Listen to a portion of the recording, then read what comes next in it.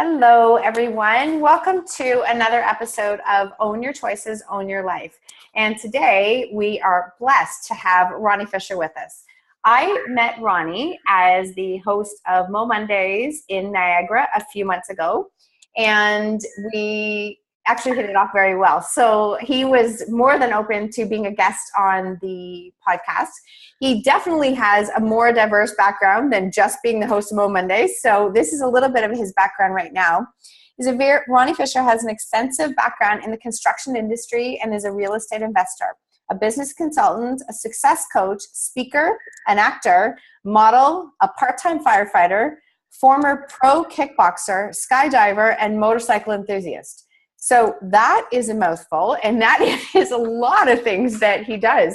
So I am so thrilled to have Ronnie with me today. So thank you, Ronnie. Marsha, thank you for having me. What a pleasure. Absolutely. So this whole podcast is about owning your choices and owning your life. And what we want to do today is start off with a little bit of information and a little bit of background on you. Because obviously with all the things that you love to tackle and do, there's a little bit of somebody who is, can I call you an adrenaline junkie a little bit? Yeah, that's fair to say. Is that? Yeah. So tell us a little bit about yourself. Well, there's a bunch of different sides to me. Not that I'm bipolar or have any personality disorders or anything like that, but there's multiple different sides. First and foremost, family man. I've got two small kids, but there is this risk we were talking about a little bit earlier before we started that I enjoy taking, whether it's jumping out of an airplane or just high speeds on a motorcycle. There is a little bit of creative and craziness to me. Mm-hmm. Like you mentioned, my background in the construction industry started off from swinging a hammer right out of high school. From high school, I didn't really have a direction. I didn't have mentors. I didn't have anybody that was inspiring me to say, this is what you need to do. Guidance counselors were useless. My parents didn't have any advice for me kind of thing. Mm-hmm. So I started swinging a hammer. And I was raised in a home where, having a blue-collar job was the success. Being able to get a paycheck and live paycheck to paycheck was considered success. Mm-hmm. And I just knew it wasn't enough for me. In the construction industry, I happen to understand, I can read blueprints and I can, see how the processes and procedures go very quickly. So before I knew it, I was managing multiple different projects. I owned my own construction company for a few years. I got into real estate investments, flipping houses, rentals, that kind of thing. And I just enjoyed it. But for me, it's always what's next, How do I jump off a higher mountain or, hire the airplane or go faster in the motorcycle, or whether I apply that to business as well, right? Wow. So have you always been, even when you think back as a kid, have you always been someone who was like striving for the next thing or looking for the next thing to go after or to tackle? It's funny because when I think about my childhood, I don't think I was. I think there's been a transformation that happened. And in fact, it's only been the last couple of years. Mm-hmm. I would have had that mindset where this is the path that has been carved out for me. This is what the expectations were. I'm following down the road of the people and friends in the community that I grew up with, kind of thing. And like I said, I grew up in Hamilton, steel factory, blue collar jobs, one income families kind of thing. And that's what the picture of life was then, But I got to a certain point where I started following personal development and getting into, the philosophies and principles of Napoleon Hill and just really expanding the things that I find possible. Now, I've only got a high school education. So for a little while, I looked at that as being a limiting thing for me, the fact that I can't apply to certain jobs. Well, every last job that I've had has been project management where I need a civil engineering degree. No, I don't have one. I just get it. I got the concept and I went for it, kind of thing. So no, there's been transformation changes in my life that have given me the new tools, skills, and resources and passion and drive that I've got today. Well, that's fantastic. And I knew there's a number of reasons why we connected, but personal development, personal growth, always expanding, always, moving forward, learning more, being open, connecting with new people. Those things are, to me, they're paramount. They've been, major, major parts of my life that have helped me to get to the next stage and the next stage. But it's actually something I crave. Like I crave learning more. I crave personal development and I crave getting into those situations and putting myself out there. So it's, it's funny, but for many, and I was for a long time, you stay small and you do all of those things. But when you really step out, it's some of the paths that I've crossed with people who I never even planned on or expected were just because I was reaching out to grow more and expand more. And in that process, you connect with new people, you connect with opportunities that probably were there all along, but I wasn't ready to see them because I was in a very much blinders format. So once you do that and you live like that, it's just, I sometimes marvel at the number of people that have crossed my path. Yeah, that since my transformation, and I know that this community of people that we have there's a lot of friends that we have in common, and like attract like, right? So Yes. the mindset that I was in prior to my transformation, I was surrounding myself with people that were in the same mindset, right? And probably going the same direction and achieving the same levels of success or whatever that might be. Poverty breeds poverty and rich breeds rich sometimes. Right. And they say you're a reflection of the 5 people that you surround yourself with, right? I made very conscious effort to take a look at the people I was surrounding myself with. And we go back to the high school days. I mean, I don't speak to any one of them anymore. I had to change that lifestyle up. I've had to make choices in life to sort of just go down my own path. But when I discovered that this was my path, all these new faces started showing up. This wasn't a solo path that, I'm on this journey alone anymore. No. Of people, whether it be entrepreneurs or just the extraordinary people willing to be real with each other and search for the next opportunity and all of these possibilities, like-minded people are surrounded with each other. I could not agree more. And I remember, and I apologize, I cannot remember who said that quote, was it John Maxwell? That you're the sum of the 5 people that you surround yourself with. But that's the sum of everything from experiences to money to opportunities. And I started to look and I was like, oh my goodness. It's a little bit bang on. And it's not that you have to dump your friends and move on, but if you really want to expand into more, you have to reach out and meet new people. And sometimes that involves reaching out to somebody who has achieved maybe what you want to, or the direction you want to go in, and say, do you have 5 minutes to mentor me and just maybe answer a few questions? And you learn from other people, right? And I've never been turned down. I've had great people go, absolutely. So. Yeah. Because we're all in that same space of recognizing, and then you get to a certain level where I feel responsible now. I feel responsible that I am contributing back to other people that are trying to get themselves to that next level. I've discovered that it actually is my purpose in life, to motivate, to inspire, to encourage other people to find their unique characteristics, qualities that make them special, because their higher power, whoever that might be, has put them here for a very specific reason. Yet most of the people don't discover what that reason is because they never attempt to discover it, right? So for me, it's always about, what makes you so special?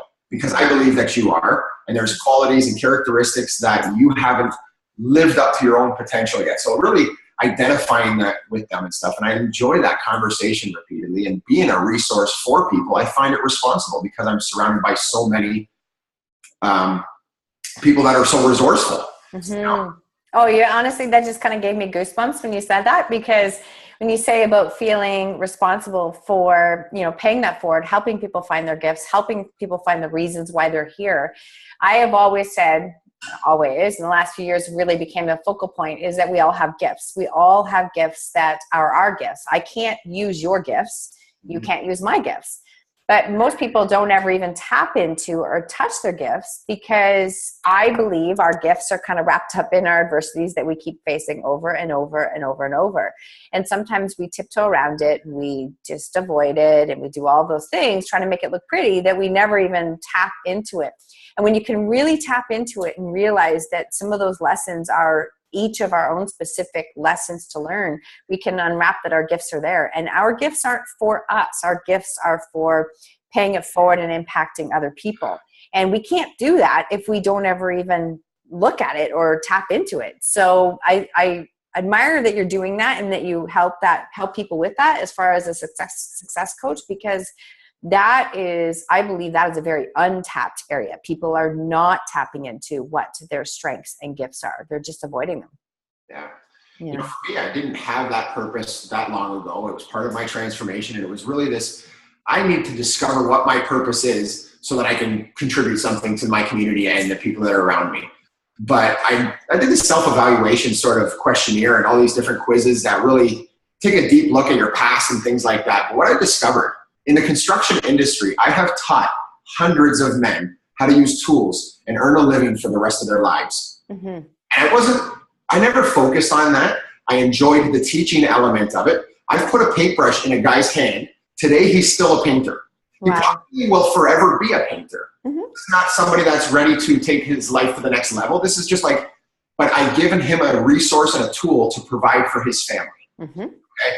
While I was a professional kickboxer, I was training classes and I was training other fighters. And I love when I gain a skill, I want to share it. So that's what I was doing as my give back.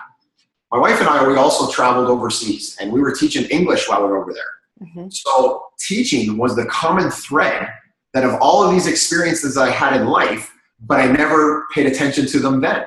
You know, it wasn't until I started reflecting on my past that I discovered, oh my God, you're a teacher, you know, and I'm not a formal teacher, you know. You don't have to be, in my opinion. You really don't have to be. But if I've walked the walk, I'm able to share it, you know, and I've been down that road. I've got compassion for people like most others don't. Me and you have had some pretty intimate stories like that. So, you know, there's a little bit of history there of why I see things a little bit differently than most people do. You know, I have a heart and a soft spot for whether it be a mother-daughter combination or mother-son combination and relationships with your siblings and relationships with your parents. You know, I've got a soft spot for that because I didn't necessarily have that nurturing that, you know, most did or, you know, I desired anyways. Right. You know, I was that kid who was always trying to get Mom, look at me, look at my attention, you know? Please look at me. Yeah. It's interesting. It's interesting that you refer back to that. And that's a very good observation. Like you've recognized something that maybe how you perceive things and how you thought of them as a kid and how that has kind of impacted how you handle your life right now and where you're at. Yeah. I had a friend recently that we went to elementary school for, you know, kindergarten right through grade 8. And then we went to different high schools. And because of Facebook, reached out to me recently and just opened up about how much he appreciated me then. And I would have considered myself, you know, like very different than I am now. But he appreciated me then because I stuck up for him in multiple situations. I happened to be a bigger kid and he was getting bullied. And he just shared that gratitude of, he'll never forget that about me. Now I feel like I'm this guardian that's in this man body now that I have to protect other people, right? But I never recognized that I was doing it even back then. It wasn't part of my thought process. It wasn't either. It must have been instinct because it wasn't intentional necessarily, right? But yeah, it was just interesting when you do reflect back at who your character was. Yes, there's been some changes, but there's also qualities that I've taken along the journey. That's awesome. So you're talking about all the different parts of your journey and things that you have gone through. Where would you say was a major turning point in your life? You might have had a couple, but what sticks out for you as a major turning point?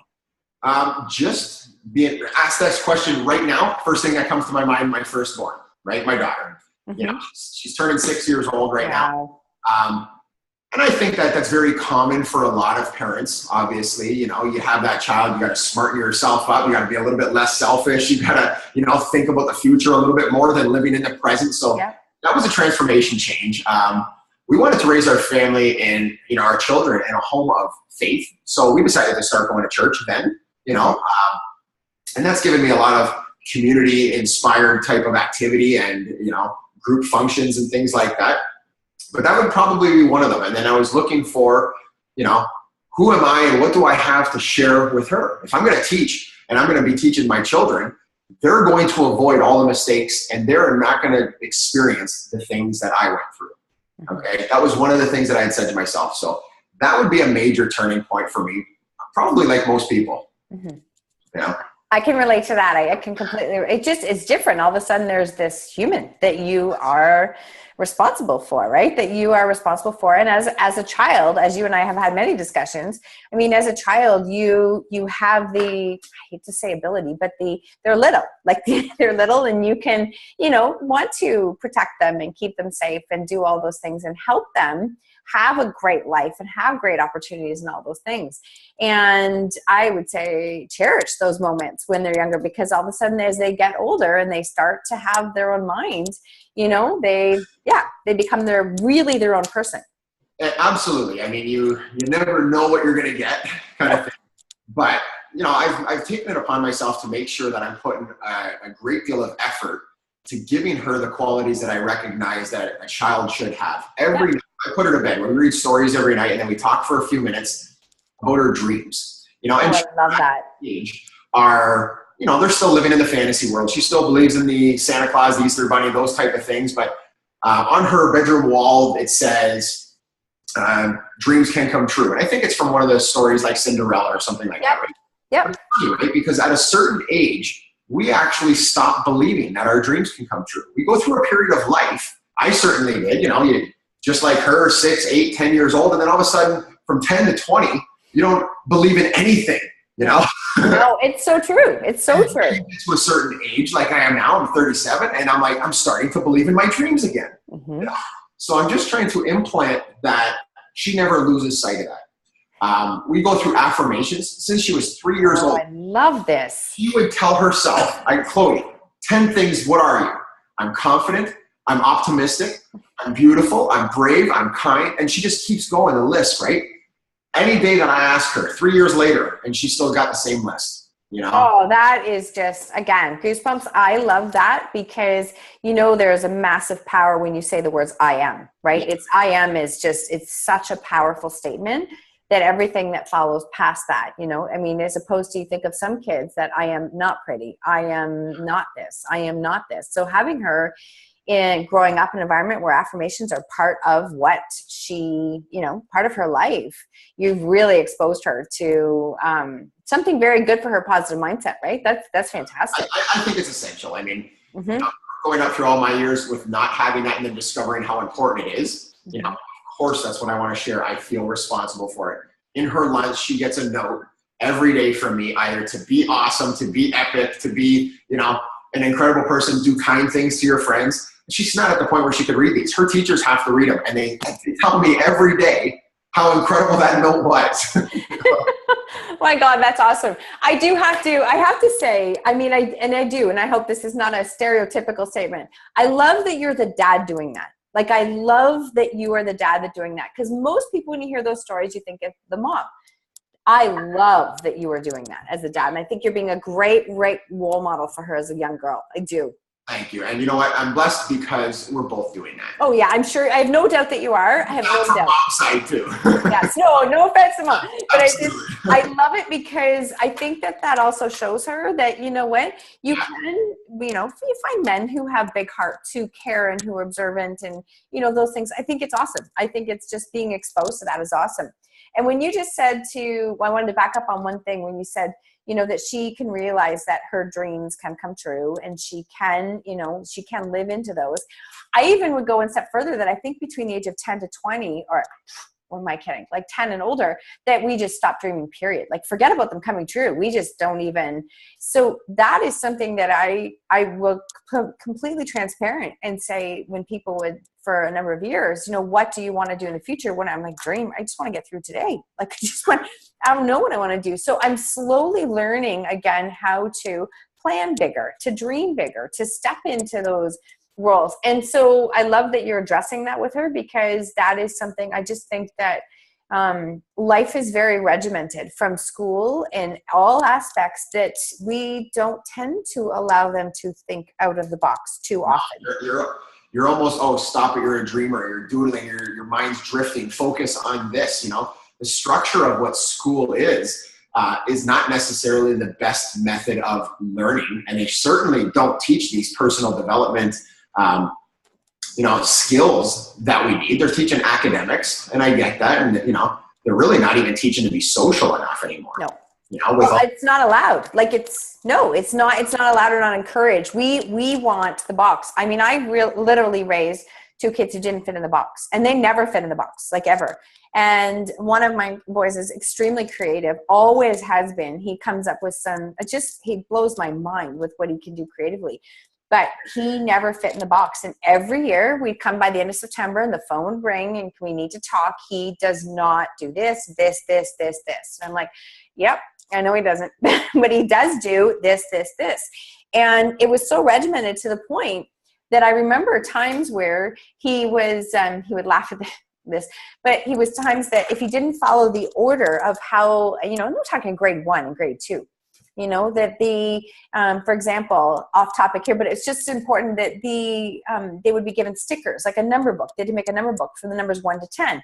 Stickers had to go, number 1 went on this page, and you wrote down what number 1 meant. Number 2 went on this page, and you followed that way. Well, he didn't follow any of that. He put all the stickers on one page in a collage, drew out all the numbers, wrote a story to go with it, drew pictures. He went like over and above 100 times more, and we got called in because he couldn't follow instructions. And I'm like, but he did exactly what you wanted. And she goes, that's not where the numbers have to go. And I'm like, is that really the big deal? Like, is it really the big deal? So it's just not allowing them even any room to be smidgen slightly off. And I have lots of friends who are teachers. I love teachers. I'm not like the system and how they're meant to be in that little box so we can get through lots of stuff academically with the kids. And I think you want to be able to allow them to think outside of that a little bit more. Yeah, I agree. Yeah. So anyways, I just want to cover that one because I just thought that was you touched on it there. We talk about owning your choices. We talk about turning points in your life. Was there any specific moment where you just went, I really, like, so we talk about the birth of your daughter, but where you have a moment of clarity where you're just like, you know what, this is not how my life has to be. I want to do this, or I want to create this. So moments where you really realize what was possible and that you could go after what you wanted. I think I have them regularly, to be honest. I can't think of just one that has been like, that's the turning point. That's the day. I remember it happening, like the birth of my daughter, right? That was a specific day. Yeah. I have them so frequently. I'm going through another one right now. I shared right before we started here that, one door closes and another door opens, and I'm completely engaging in that next opportunity, looking at it for the absolute maximum potential. I know I've got it. I know I can do it. And when I get there, it's almost like, okay, next, Yeah. So it's a constant growth and a constant development of the change, and just, really welcoming it. Right. That's awesome. And I'm assuming when you take that approach to living life, do you see now compared to when you're younger, how differently you see life? Oh yeah. Like night and day, really, really do. There was times were tough, right? Like I grew up where it was dark. There was dark thoughts in my head, and there was darkness around me, type of thing. And you're looking at it through this lens of, this is how it is, this is how it's supposed to be.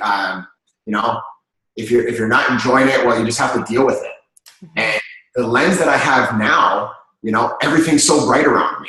The people are right around me. The energy I have around me is great, and I'm looking at so many different people that are contributing, that are giving, they're adding value to each other, right? So it's a bright world out there, and I just have that attitude. We're all still dealing with circumstances in life, right? We've all got our challenges, and we've all got these adversities that we go through, but I'm looking at it from a lens of just maintaining a positive attitude.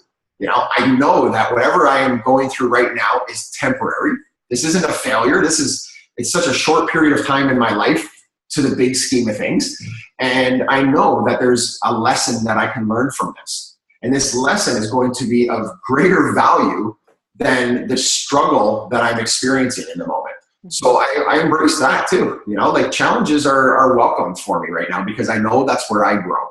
Oh, see, and that's you just touched on exactly what I wanted to ask you is that, so you look at it now when you face those challenges, is that, you know what, there is something here for me to learn. This is given to me for a reason. I'm supposed to do something with it. So how important is changing the lens of what you look through, right? Changing that lens you change perspective completely. It does. And it also makes things happen faster. Mm-hmm. We all believe, I believe in the law of attraction, that, the energy that you put out there is what you're going to receive in return. We are a broadcasting and receiving station type of thing. And, if you're looking for that opportunity, the opportunity comes. If you're not looking for it, of course you're not going to see it, Yeah. So you can get yourself out of those situations so much faster by being a solution-based thinker as opposed to a problem-based thinker, and poor me, pity me, this is what I've got to deal with. That stuff snowballs. You're going through those circumstances, and that's your mindset. Guess what? That's what you're going to attract. You're going to attract more problems, whether it be relationships, whether it be financial, whether it be just your emotions and things, And you make that flip, you switch, like the light switch goes on, and now you have the ability to see things from a much brighter perspective, and you will be attracting the things that you actually want. But the problem is that those things that you want are usually blocked by the darkness, right? We don't get to see them. We don't even identify them. So most people don't know what they want. No. They don't have any idea. And I think that I just absolutely love what you're saying there. Love it. I've used the analogy a number of times that, we spend life in this hallway, and the hallway has all these doors that we can pick and choose to go through. And some people spend their entire life in the hallway trying to analyze each door and figure out, do I open one? Do I not? Which one has no crap behind it? Which one's a good door? Da, da, da. And I would say there's crap behind every single door, like every single door. Not to focus on it's not focusing on the negative, because I don't. But you can't expect one decision to make everything perfect again, because it's not about being perfect. It's that there is challenges in every single aspect of our lives. But it's, what do we choose to focus on? What do we choose to see? And I know that, and I can completely, again, transparent. I mean, I played a victim for a long time. Because I just didn't know what to do with my life. I had no idea what to do with my life. So I played a victim, and playing a victim meant that I stayed a victim, and nothing changed. And finally it was like, okay, if something is going to change, I'm the common factor in a lot of this. So what can I do to change where I am at and where I'm going? And letting go of being a victim was virtually one of the first things I had to do. Good for you. Yeah. So I can completely understand that. You use that analogy of a hallway with multiple doors. I literally visualize myself in there, and it's dark, but you can see all the doors. I think most people try the first door. I think they try to escape the dark hallway and take the easiest route out. As soon as you said that hallway, I'm like, I'm going for the last door, because that's probably the one that nobody else has tried.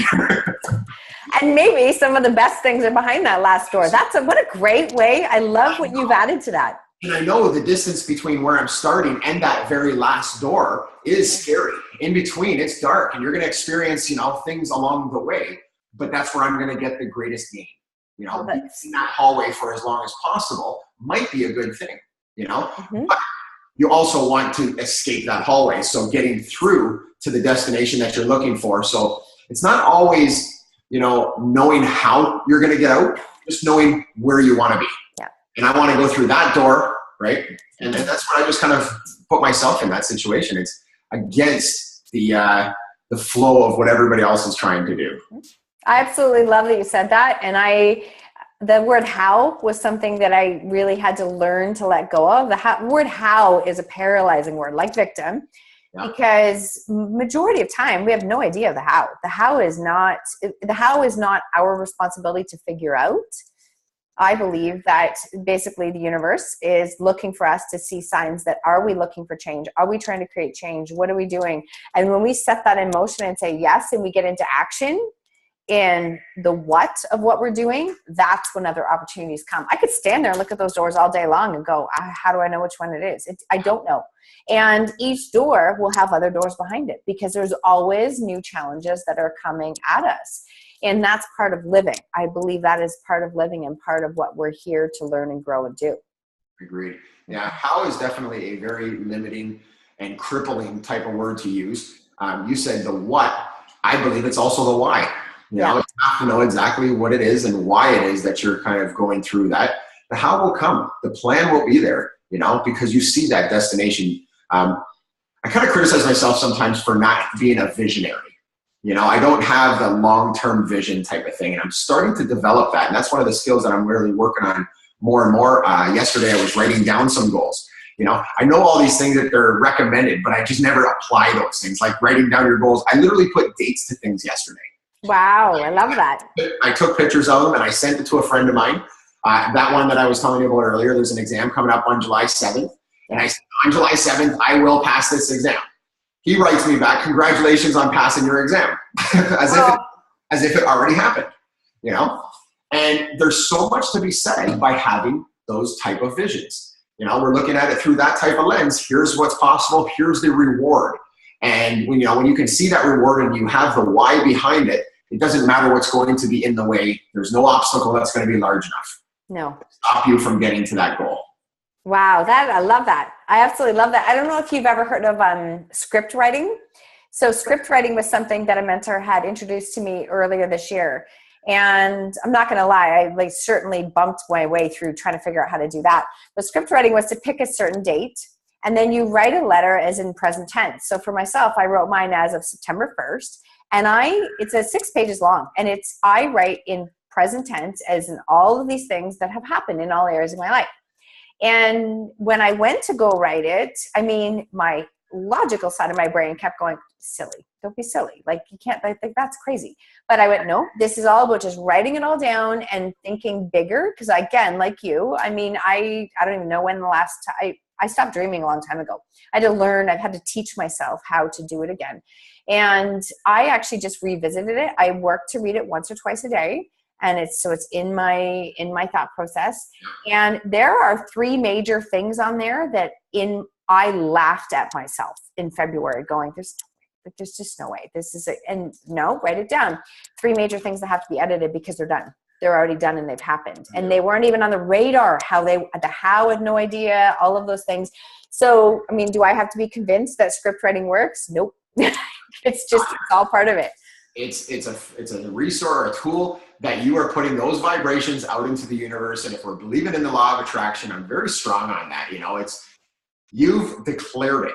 You've made this declaration to yourself. Yeah. Therefore, your subconscious mind is now believing in it. And if you can have faith in yourself and have the confidence to write those type of things down, yes, when you're sleeping, when you're going behind the scenes, and when that stuff starts to program, and confidence builds, like a snowball, and you just have so much more momentum for that growth and for it to actually achieve. And we don't know time frames. Sometimes if you write the date down, I've been off. Oh, for sure. I put in the dates down and all of a sudden it didn't happen. There was one I put the date, I remember last year, September. It happened in July. And I'm sitting back going, okay, so now what do I do for the next 2 months? New goal. Now it's summer and I got a vacation here. No, it's the next dream, right? Yeah. Essentially, now we have to dream bigger once we hit those goals, because you recognize the power behind it. That should be that aha moment, like, holy, look what just happened because this is what I did. You've got the formula. You've got the recipe.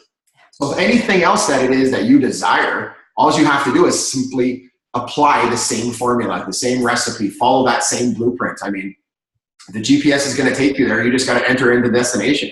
So you know where you're going. I love the analogy with the GPS. And that was many years ago, was a big light bulb for me, that if I want to get somewhere that I've never been and I don't put in my GPS and I get in the car and decide to drive, like, do I ever get there? I don't get there. Like, I just don't get there. You have to know where you're going. At least a rough idea of where you like to get to, right? At least it doesn't always have to be perfectly specific, because sometimes the detours might bring you something else that was never, ever on your radar. And you absolutely love it. And it was something that you were meant to do. So, still being open to what else is out there, but definitely having an idea of where you want to go. Yeah. Yeah. Clarity, right? Oh, clarity is huge. Clarity is huge. Yeah, if you can have clarity in your visions and your goals, you are so much further ahead than the majority of the people. And now it's just the process that you got to fall in line with. Yeah, 100%. My title for my Mo Mondays has always been From Chaos to Clarity, like that, because clarity is there. And I found myself that clarity is something that I find maybe when I'm not looking for it, but when I'm listening to myself, listening to my gut instinct, following what feels like my gut and all those things, all of a sudden the clarity is there because I listen to it. And people say, but my intuition, it's not a very strong voice. I'm like, but you never listen to it. Right. Like, it's not going to be strong if you never pay it respect or listen to it. Those skills really get so much better when you take the time to listen to them. Yeah.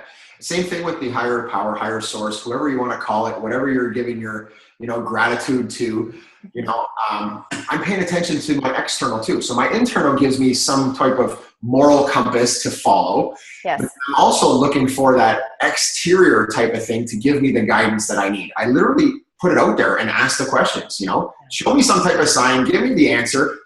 And it's so funny how it happens. It can be planted in my own head, or it can be a conversation that I'm having with somebody else, and there's the answer. And they're not even aware that that's what I was looking for. Right. Yet they just, the conversation went in that direction, and a higher source put it in this person to tell me. So I pay attention to those things greatly, just as much as my own intuition. because we do second guess ourselves, right? We still go through that, and it's like, my heart's telling me one thing, my mind's telling me another, and you got that angel and the devil on one side. Always. They're always there. It just chooses which one you decide which one you listen to, right? Yeah.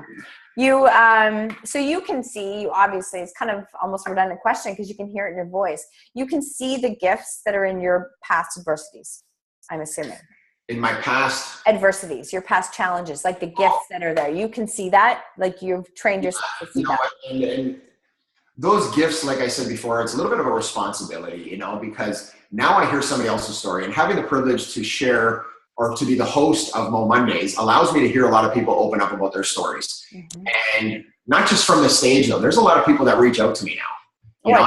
I bet. Being that host and just being this figure that is always dealing with authenticity and being real with people. So I've got people sharing with me on a regular basis, looking for advice and these kind of things. And my trials, tribulations, and adversities are now applicable to what I'm telling them. And that's what's going to build that. We started our conversations like that. That's exactly how we met. It is. And it's because of what we went through that's given us the strength, and it's given us the skills and abilities to provide somebody else, with a little bit of hope, a little bit of insight. And you can get through this, and this is what you need to do. Or, putting two people into connection together, like we were talking about earlier, you know what I mean? Like, blows my mind. Blows my mind. Yeah. Because of what you see and the things that you've experienced, you're able to put pieces of the puzzle together. I think that's awesome. So as a result, right, as a result of everything you've kind of gone through, what would you sum up as what your mission in life is now? Oh, that's the hardest question in the world, because my mission seems to keep changing and stuff like that. Yeah. Success is defined by different people, different ways. And I follow the Napoleon Hill philosophy very deeply. And he identifies it as the ability to change the circumstances in life in which you do not like, without violating the rights of others. So I find that everything falls under that category.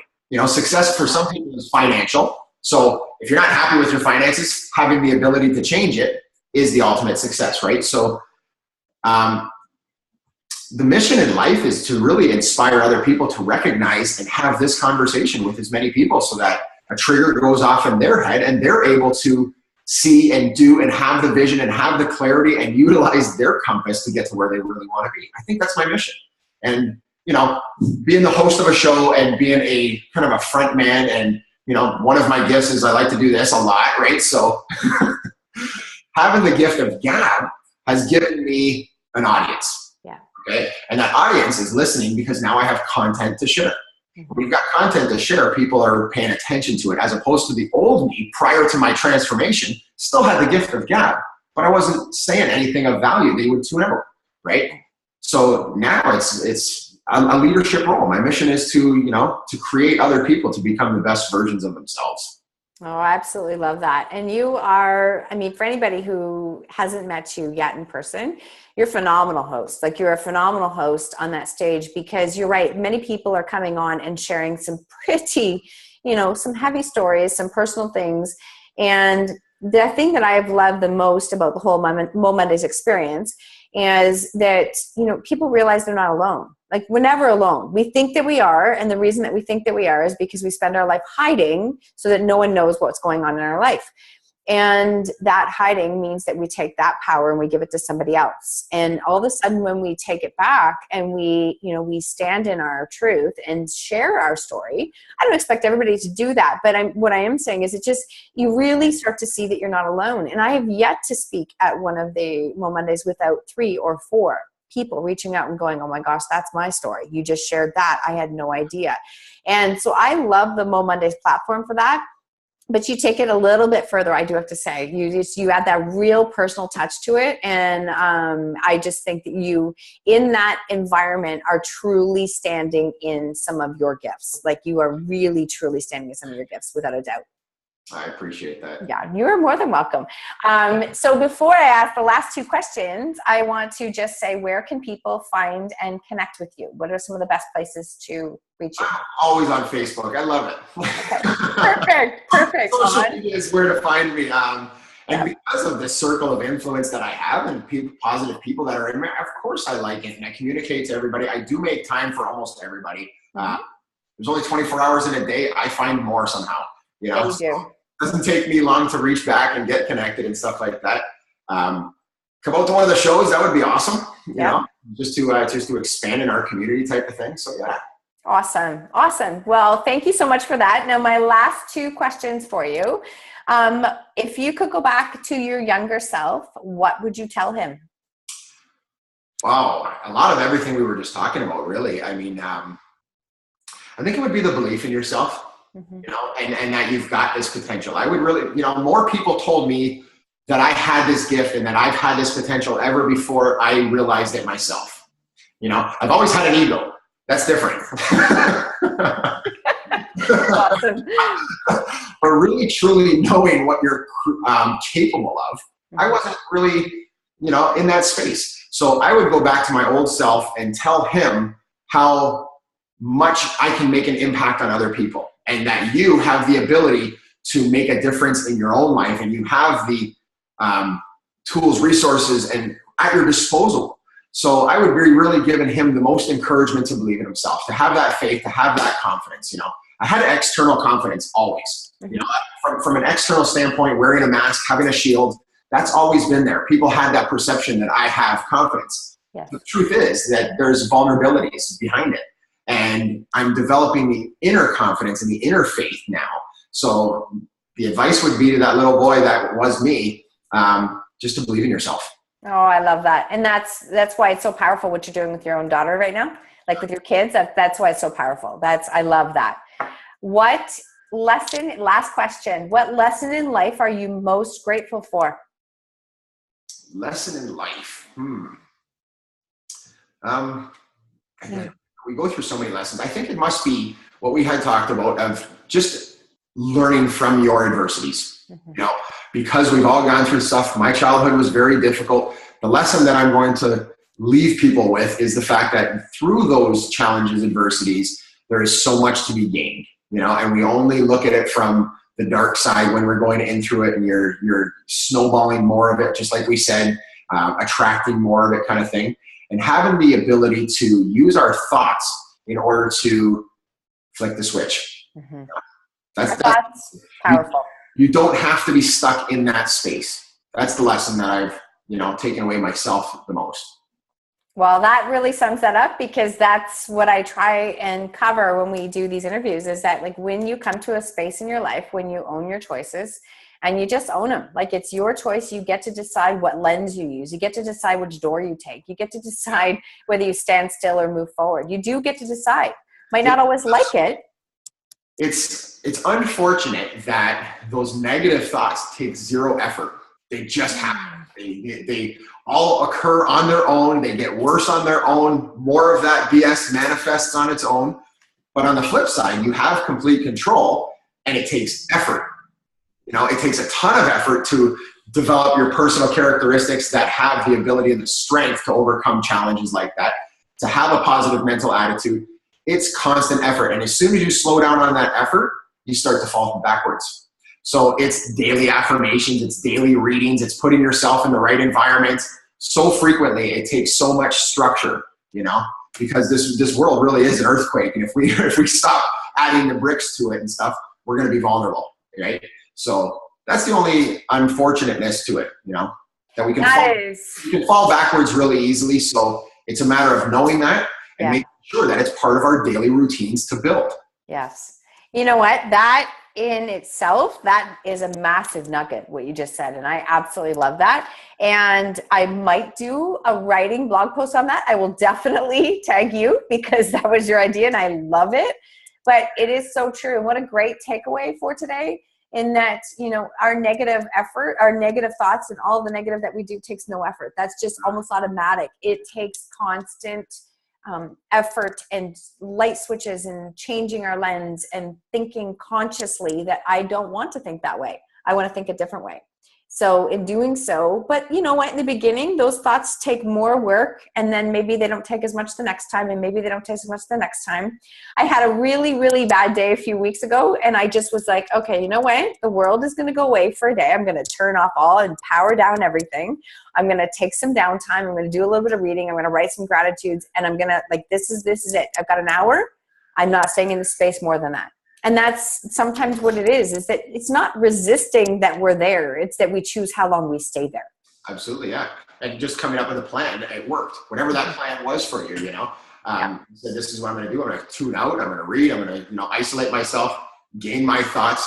You created a process. You created the map. Yeah. Therefore, it worked. It got you to the destination because that was what your process was, right? And now it's a matter of, we don't want to stay in that space too long. I'm definitely wanting to get out of that as fast as possible. I don't want to experience those feelings. Men and women are very different in this. Women have to really talk it out. Yes, unfortunately, you're right. Yes, you are right. I can flick a switch much faster than my wife can flick a switch. Mm-hmm. And I can get to the next space and just kind of get over things, I guess you can say, right? But that's the choice, and that's the blueprint that I've given myself. And it works. It's beautiful. That is absolutely beautiful. Honestly, Ronnie, thank you so much for being here today and for sharing your perspective. I absolutely loved it. Thank you. You are very welcome. Thank you, everyone, for joining us today on another episode of Own Your Choices, Own Your Life. And today we had Ronnie Fisher with us, and I will have his information in there, and you can reach out and connect with him if you'd like to. If you'd like to speak on a Mo Monday stage, I would strongly encourage Niagara Falls because he is outstanding as a host. And he obviously has a lot to offer. There's a lot of nuggets that were in this podcast today. So thank you again for joining me and for sharing so much of yourself. I truly appreciate it. Thank you. You are welcome.